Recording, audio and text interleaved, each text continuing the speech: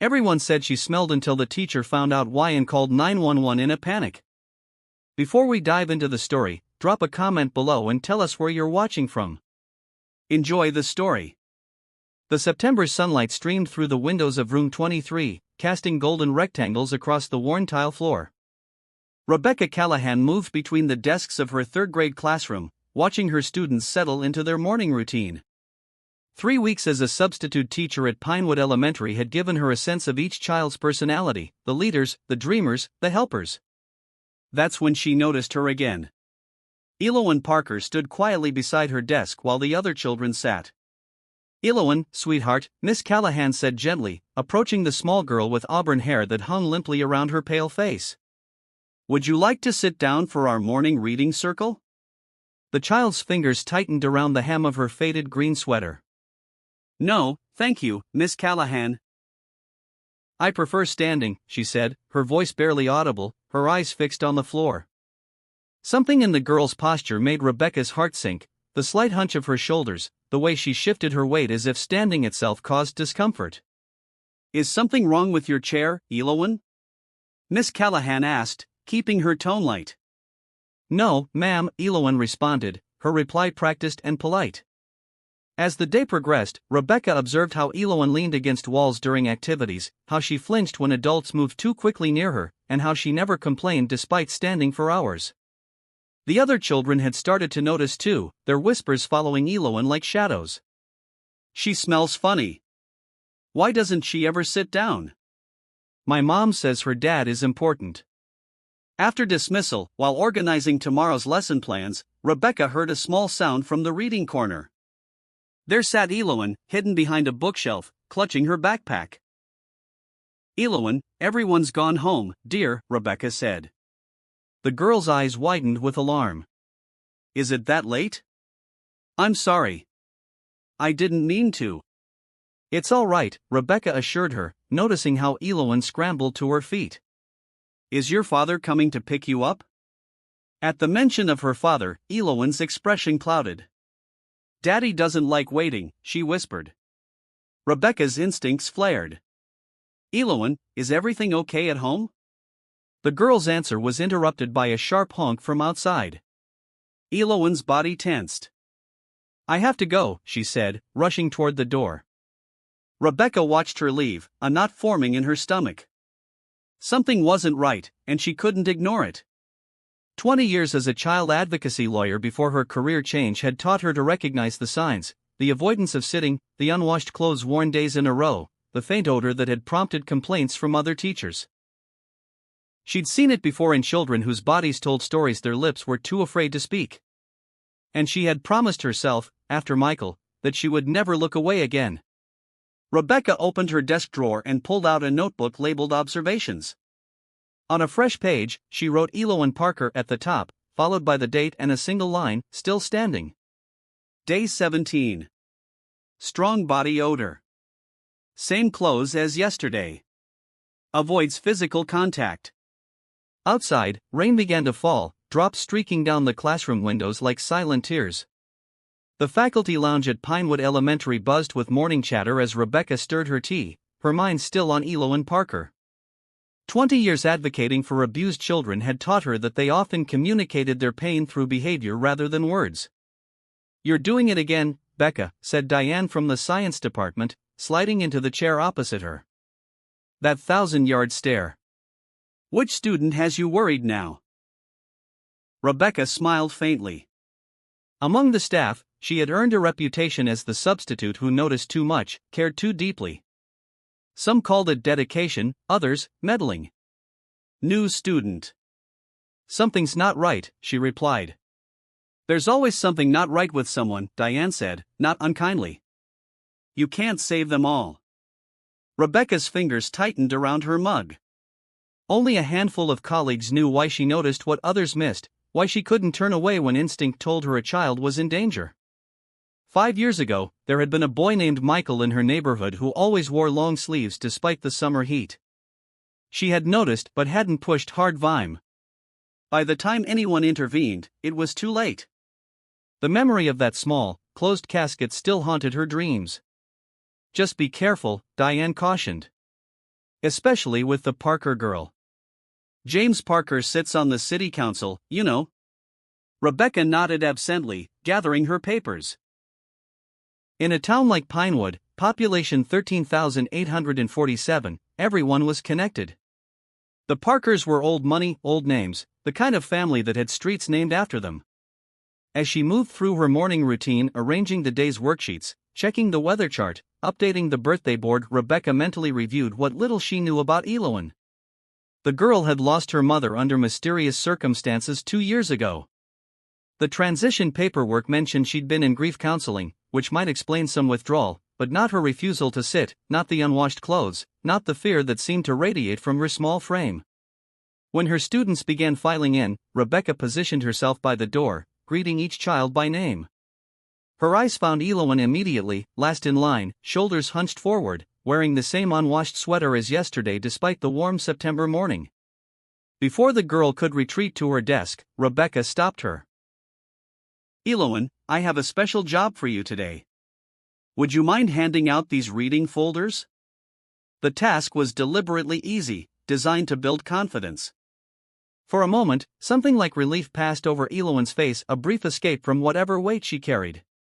Rebecca watched her move carefully between desks, never brushing against other children, her movements precise as if navigating an invisible maze. As the day began, Rebecca opened her bottom drawer, retrieving her small notebook labeled Observations. She turned to a fresh page and wrote Elowen Parker at the top, followed by the date and another line, day 18, still standing. Refused school lunch. Said she wasn't hungry. Odor stronger today.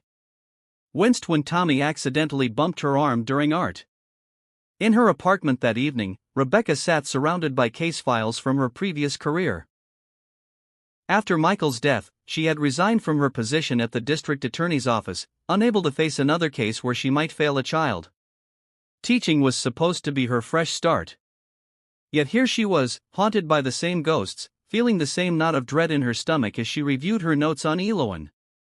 The rain tapped against her windows as she picked up a framed photograph, herself in cap and gown, her husband Daniel smiling proudly beside her. 2 months after this photo, he and their unborn daughter were gone, victims of a drunk driver who walked away with community service. "What would you do, Danny?" she whispered to the empty room. "How do you save a child who's afraid to be saved?"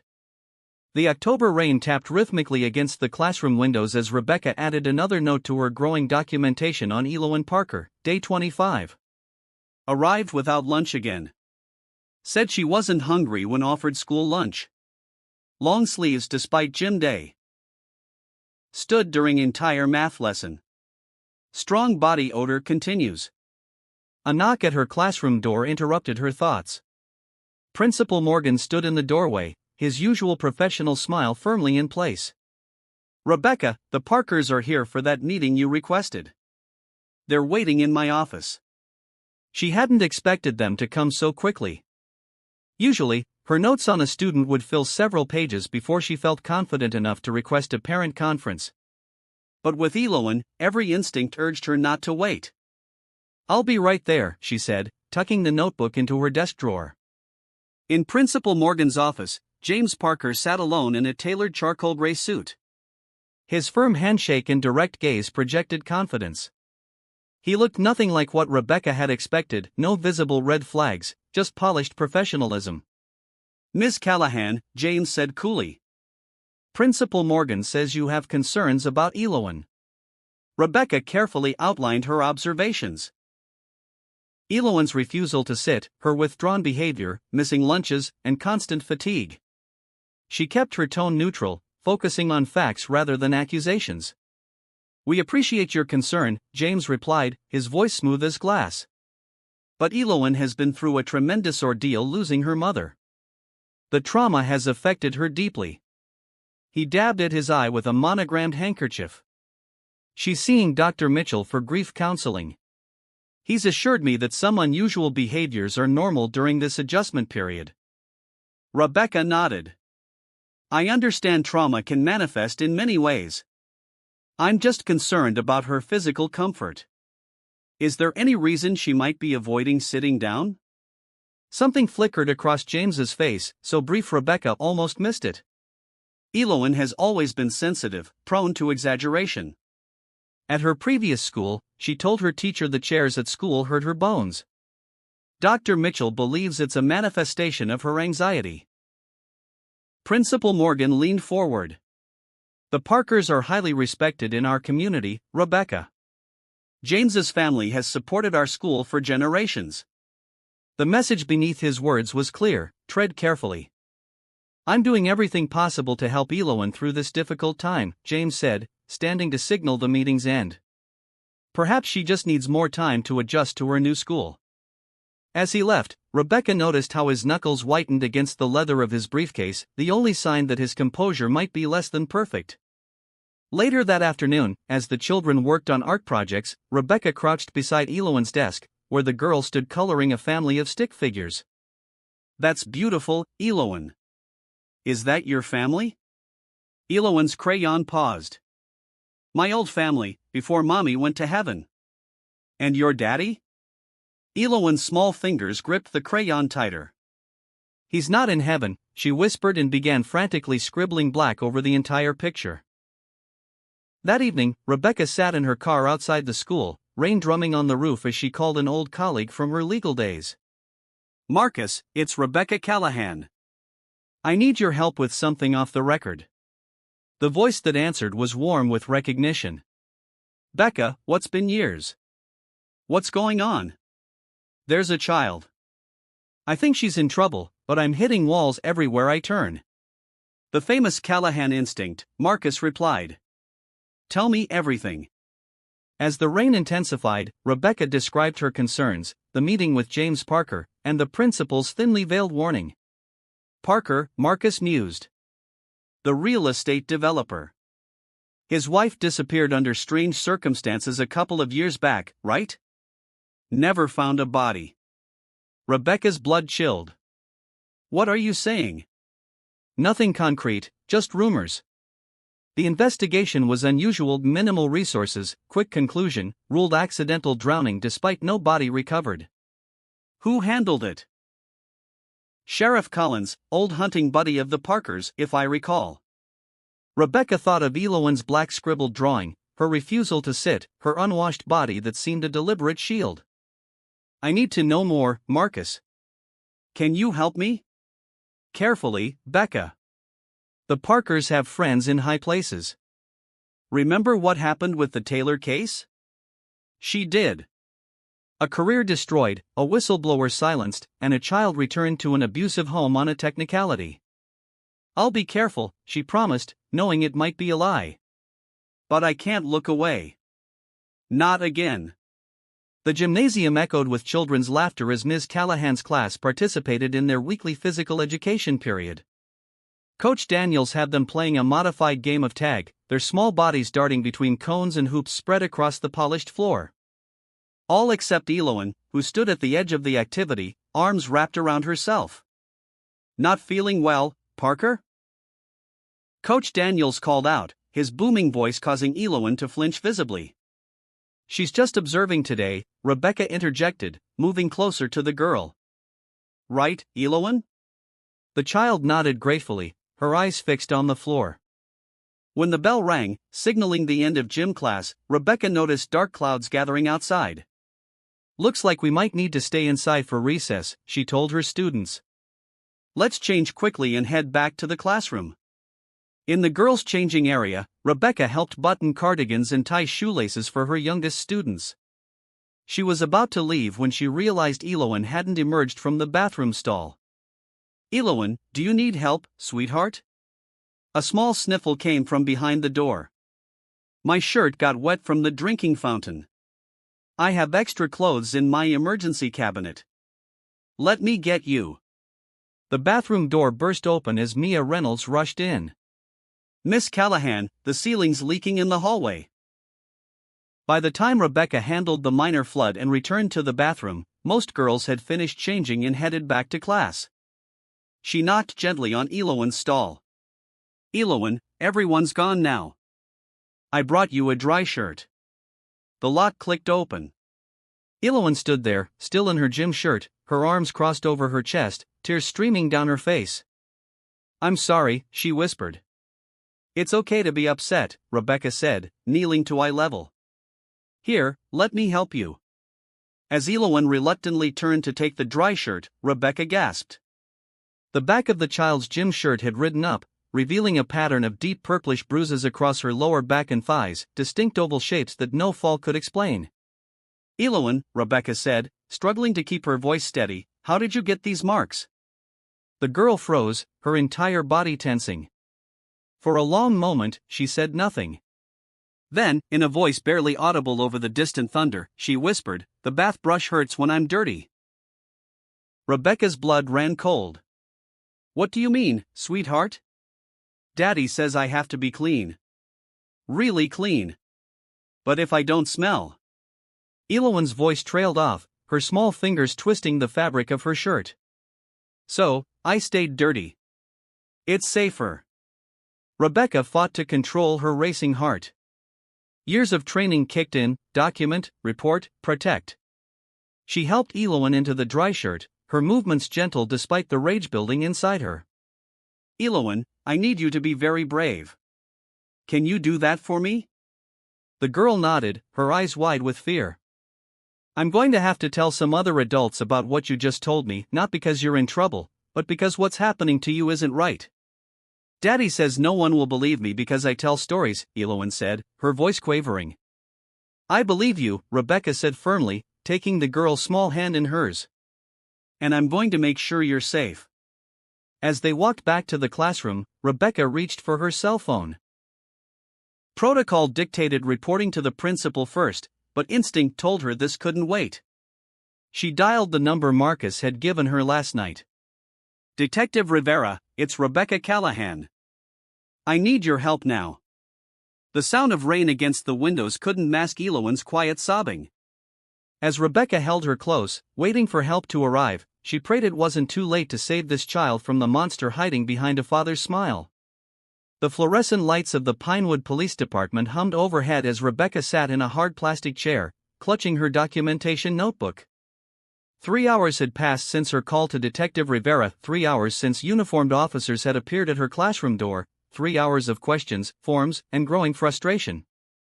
Ms. Callahan, Officer Jenkins said, sliding a foam cup of vending machine coffee across the table. I understand your concern, but there are procedures we need to follow. I saw the bruises myself, Rebecca insisted, flipping through her notebook. And I've documented every concerning behavior, 25 days of observations. Elowen explicitly mentioned punishment with a bath brush. That's not something a 7-year-old invents. Officer Jenkins rubbed his temples. The girl was examined by the school nurse. The bruises appear to be several days old, but not severe enough to warrant emergency removal. That's absurd, Rebecca countered. She's been with James Parker for years. And what about her statement about the bath brush? Children sometimes. Jenkins hesitated, choosing his words carefully. Misinterpret discipline. Mr. Parker has explained that Elowen has been emotionally unstable since her mother's death. He claims she's fabricated stories at her previous school as well. Rebecca's hand tightened around her pen. May I see that report from her previous school? Jenkins shuffled some papers. It's not in our files yet. We've requested the records.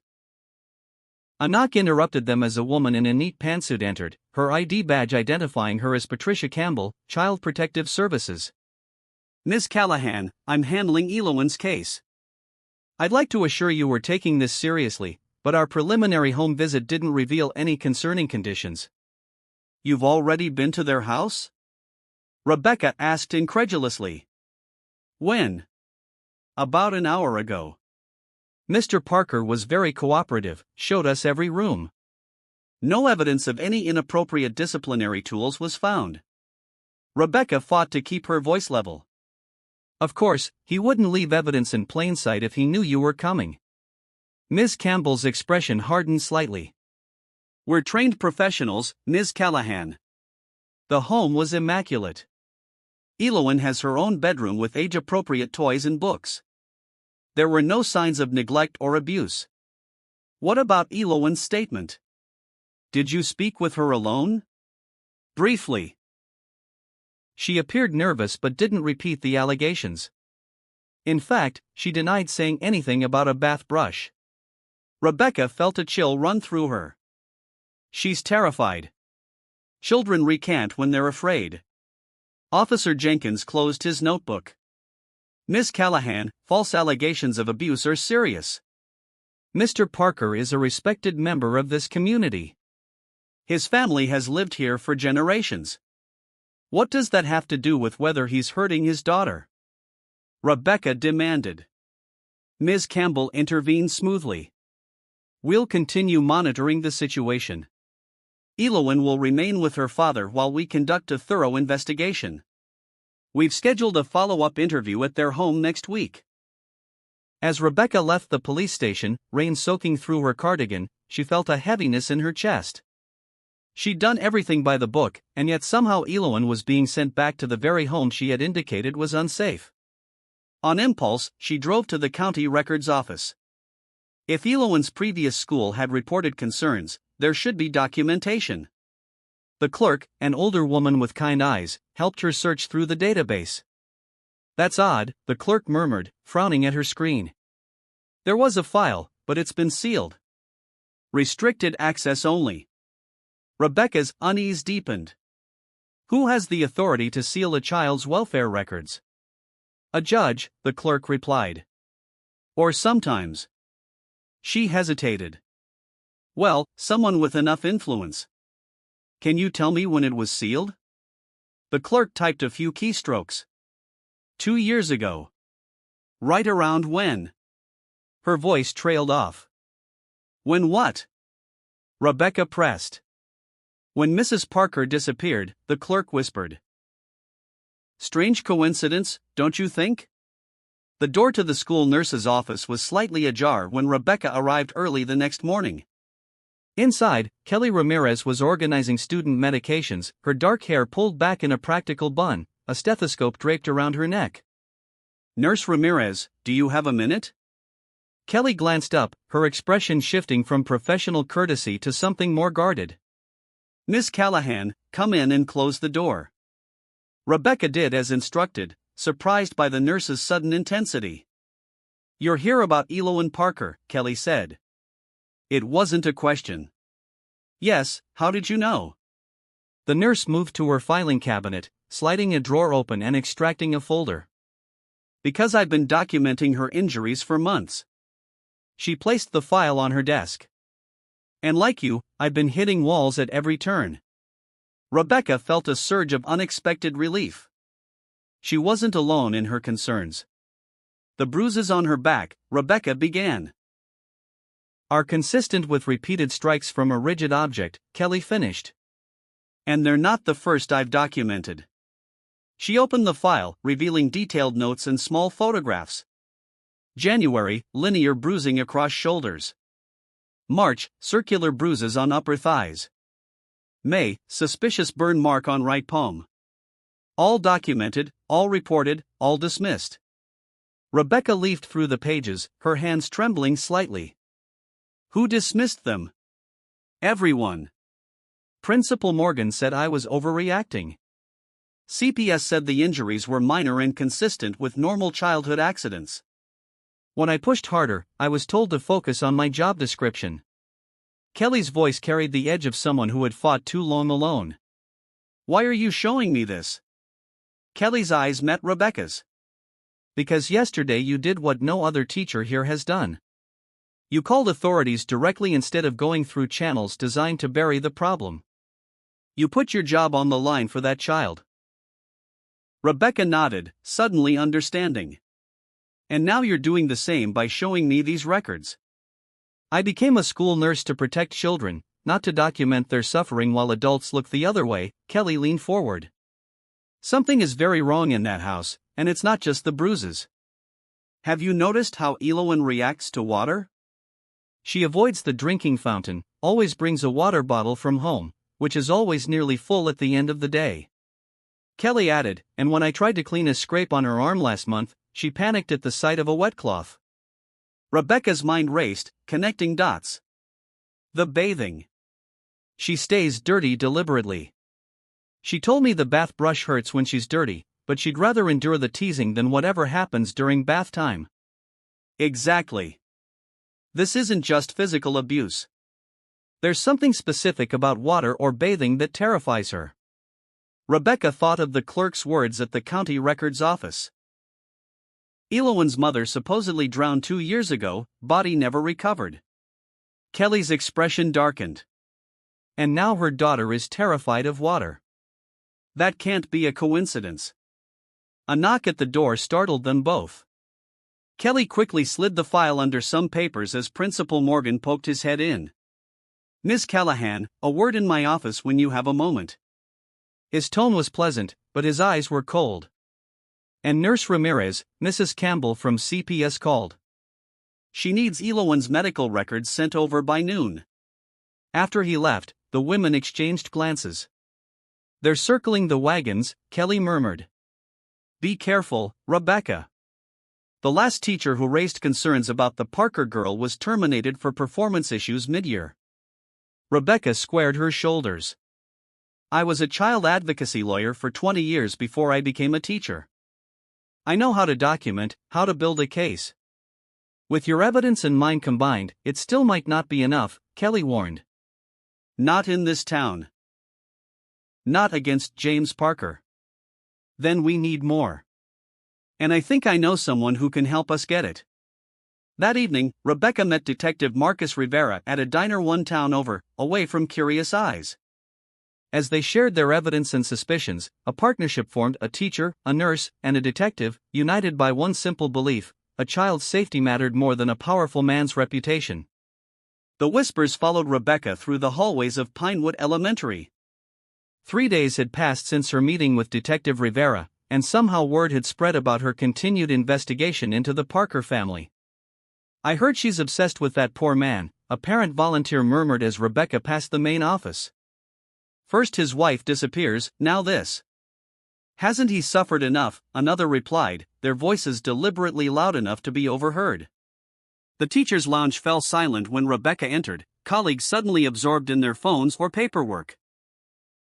A stack of her graded assignments had mysteriously disappeared from her mailbox. Her classroom computer password no longer worked. "They're isolating you," Kelly whispered during their lunch meeting in the nurse's office. "The same thing happened to me when I first reported my concerns about Eloan. Nothing came of it, and I nearly lost my job. How can an entire town look the other way?" Rebecca asked, pushing her untouched sandwich aside. "Money, influence, fear," Kelly leaned closer. "The Parkers have all three. James Parker's company employs half the town. His brother sits on the school board. His cousin married the sheriff's daughter." Rebecca's phone buzzed with a text from Marcus: "Found something. Check your email." The attached document was a police report from 2 years ago, the investigation into Catherine Parker's disappearance. Heavily redacted, but with one crucial detail highlighted: witness statement from minor child, EP. Deemed unreliable due to inconsistencies in childish fantasies. Child claims to have seen father pushing mother underwater in bathtub. Rebecca's hands shook as she showed Kelly. She saw it. Eloan saw her father kill her mother. And nobody believed her. Kelly whispered, a traumatized 7-year-old couldn't provide a coherent statement, so they dismissed it. Before Rebecca could respond, Principal Morgan appeared in the doorway. "Miss Callahan, my office now." The walk to his office felt like a march to execution. Inside, James Parker sat beside the principal's desk, his expression a careful mask of concern. A woman in an expensive suit sat beside him, legal pad in hand. "Rebecca," Principal Morgan began, his tone falsely genial, "this is James Parker, whom you've met, and Patricia Reynolds, the school board's attorney." Rebecca remained standing, arms crossed. "What's this about?" Morgan's fake smile tightened. "We've received some disturbing reports about your conduct regarding Eloan Parker, specifically that you've continued to pursue unfounded accusations after CPS cleared Mr. Parker of any wrongdoing." "Cleared? They've barely begun their investigation," Rebecca countered. James Parker leaned forward, his voice smooth as silk. Miss Callahan, I understand you were previously employed as a child advocate. Perhaps you're seeing ghosts from old cases, projecting past failures onto my family situation. Rebecca felt ice in her veins. How did he know about her previous career? Your continued harassment is affecting my daughter, James continued. She came home crying yesterday, asking if she was going to be taken away. Is that how you protect children? By terrorizing them? The attorney slid a document across the desk. This is a cease and desist order. You are to have no further contact with Elowen Parker. The school board has also decided to place you on administrative leave pending review of your contract. Rebecca stared at the paper, mind racing. On what grounds? Unprofessional conduct, creating a hostile environment, making unfounded accusations against a respected family, Morgan listed flatly. Your substitute position will be filled by Mrs. Henderson, effective tomorrow. And Elowen? Who will protect her? James stood, towering over Rebecca. My daughter doesn't need protection from me. She needs protection from you and your witch hunt. As Rebecca left the office, clutching her personal items in a small box, she saw Elowen standing in the hallway, eyes downcast. When the girl looked up, her silent plea was unmistakable, "Don't leave me here." The small apartment Rebecca had called home for the past 3 years felt different somehow, less like a sanctuary and more like a fortress under siege.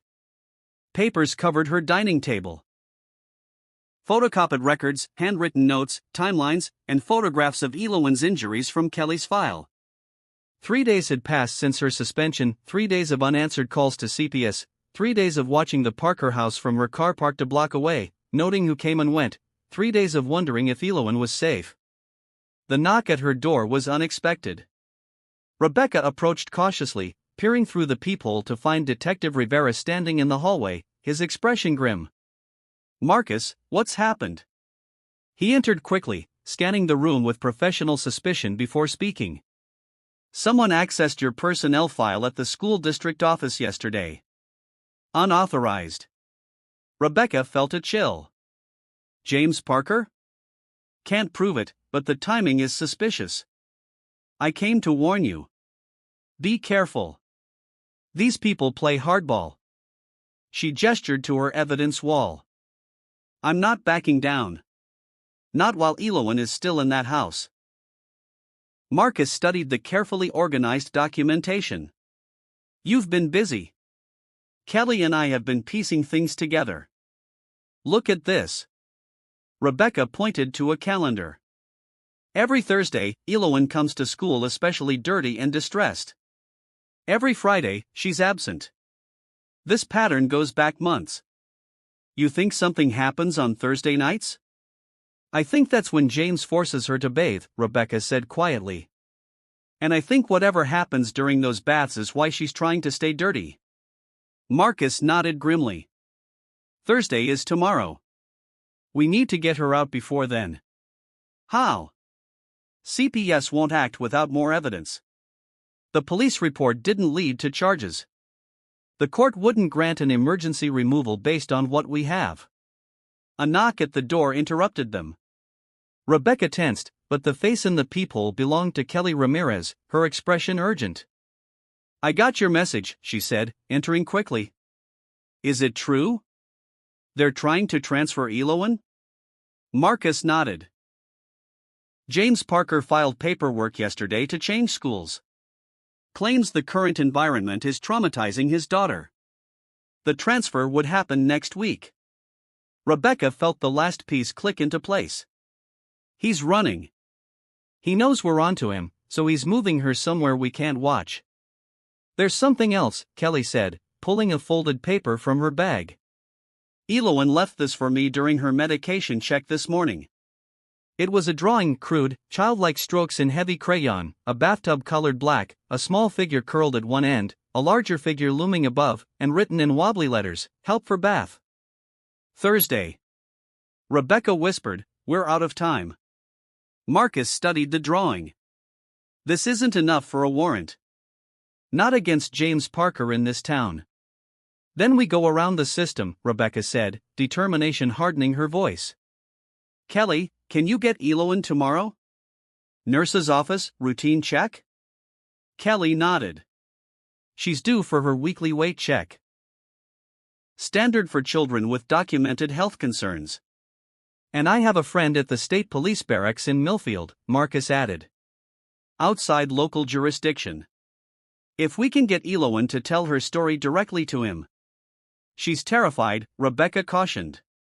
She tried once before, after her mother disappeared, and no one believed her. Why would she trust anyone now? Because of you, Kelly said simply. She trusts you. That's why she's been leaving clues, why she wrote this note. She knows you're trying to help. Rebecca touched the drawing gently, thinking of the small girl who had created it, alone, frightened, crying out in the only way she knew how. Tomorrow, then, she said quietly. One chance to get this right. As Marcus and Kelly left, finalizing the details of their plan, Rebecca stood before her evidence wall, staring at a school photo of Eloin, solemn eyes in a too serious face. Hold on, sweetheart, she whispered. We're coming for you. Dark clouds gathered over Pinewood Elementary as Rebecca parked her car a block away, head low, sunglasses obscuring her face despite the gloomy weather.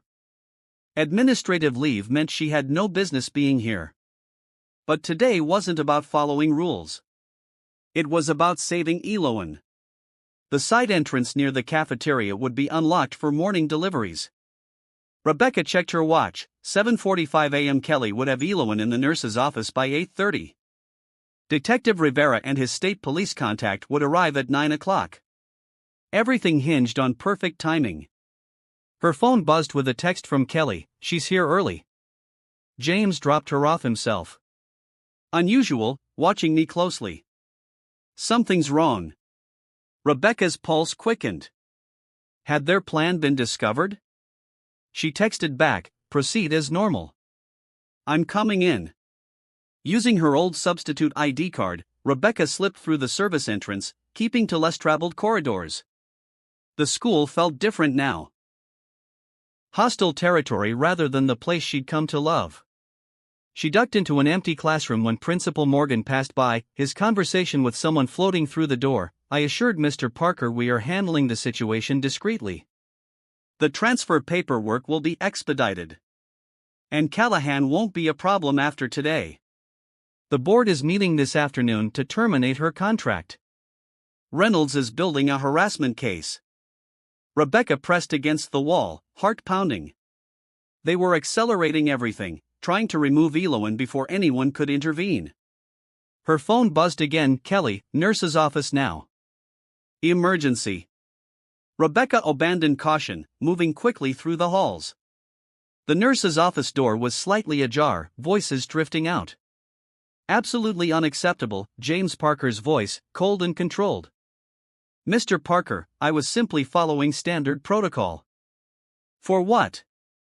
Interrogating my daughter, taking photographs without parental consent? Rebecca froze outside the door.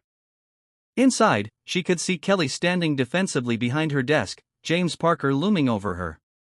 Principal Morgan stood nearby, his expression anxious, and in the corner, small and silent, sat Eloin, eyes fixed on the floor. The bruising on her arms is concerning, Mr. Parker, Kelly was saying, her professional demeanor intact despite the tension. As a mandated reporter, I'm obligated to document. You've overstepped your authority for the last time, Nurse Ramirez. James turned to Principal Morgan. I want her removed from her position, effective immediately. Morgan nodded obsequiously. Of course, Mr. Parker, we take these privacy concerns very seriously. And I'm taking my daughter home now. James reached for Eloin, who flinched visibly. Come, Eloin. Rebecca couldn't stay hidden any longer. She pushed the door open. She's not going anywhere with you. The room froze. James recovered first, his surprise morphing into calculated anger. Miss Callahan, trespassing now, are we? On top of harassment. Principal Morgan stepped forward. Rebecca, you're on administrative leave. You have no right to be here. I'm calling security. Call whoever you want, Rebecca said, moving to stand between James and Elowen. But she's not leaving with him. She turned to Kelly. Show them what you found. Kelly hesitated, then turned her computer monitor toward them. On the screen was an X-ray of a small arm with telltale shadows indicating old fractures. 3 healed breaks, improperly set.